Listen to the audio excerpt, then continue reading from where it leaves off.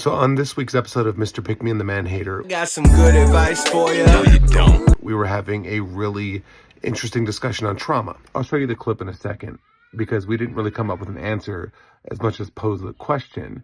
And I'd love to hear your feedback about the idea of when someone is committing harm as a result of past trauma, at what point do they have to take ownership of it?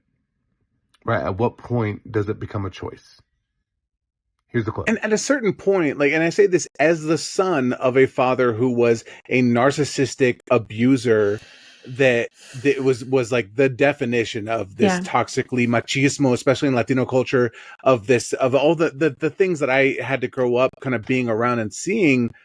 At a certain point of your life, it becomes a choice to continue down that path. And I get, and that's not to discount trauma. That's not to discount the things that absolutely affected me. Right. But you have a choice eventually to unpack it and to see a therapist and to work through that. And you can't just continue until you're an old man blaming your father for setting you up to believe this way. Because you know, especially in today's modern age, we have so much exposure to alternatives, right? We are hearing other perspectives. It's not just the small town you're living in or in your household. There's everyone. There's us online, right? There's a million other people that are in between too. It doesn't have to go to the extreme of listening to every single person that fully disagrees with you. They can get you there. And if you choose to just simply stay exactly the way that your father raised you or the way that he treated your mom, then at I don't know what age that starts being a choice, but there is a point where you got to stop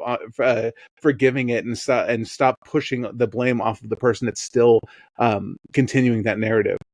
Right. Well, and I think that's such an incredible point, because at what point do you kind of try to excuse your behavior by being the victim of trauma that you are now inflicting onto people that you claim to love? And you know, like you said, I don't know what age that is.